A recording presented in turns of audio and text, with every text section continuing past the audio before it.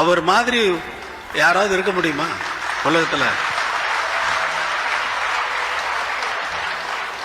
அரசியல் இனிமேல் சுத்தமா நடத்தணும், நல்லபடியா நடத்தணும், மக்களுக்காக நடத்தணும் அப்படின்னு யாராவது நினைச்சா காமராஜர் படுத்த இடத்துக்கு ஒரு நமஸ்காரம் பண்ணிட்டு அவருடைய ஆசீர்வாதத்தை வாங்கிட்டு போனாங்கன்னா ரொம்ப நல்லது.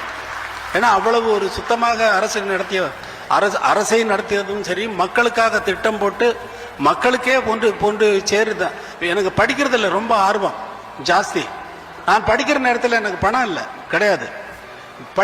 குழந்தைகளை பள்ளிக்கூடத்திற்கு வர வைக்க வேண்டும் என்பதற்காகவே நிறைய 6, 7, 8வது வகுப்பு நான் கோம்பையில் படிக்கின்ற நேரத்தில் குழந்தைகளுக்கு சாப்பாடு போட்டு படிக்க வைக்கணும். ஏன்னா அவங்க வேலை செஞ்சுதான் சாப்பிட்றாங்க, அதனால பள்ளிக்கூடத்துக்கு வர மாட்டாங்க. அதனால பள்ளிக்கூடத்துக்கு வர்ற குழந்தைகளுக்கு சாப்பாடு போடுகிற திட்டத்தை சொல்லுங்க அப்படின்னு சொன்னா சுப்பிரமணியம் இது நடக்கவே நடக்காதுன்னு. ஏன்? நிதி ரொம்ப பெரிய நிதி நமக்கு தேவையா இருக்கும். பட்ஜெட் சொல்றாருங்க குழந்தைகளுக்கெல்லாம் சாப்பாடு போடுறதுக்கு 21 லட்சம்னு. இன்னைக்கு நடக்குமா? நிதி இருந்தா தான் குழந்தைகளுக்கு சாப்பாடு போட முடியும்னு.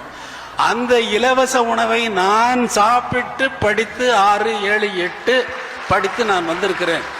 அவர் போட்ட சோத்துல வளர்ந்த உடம்புன்னு வச்சுக்கோங்க. அதை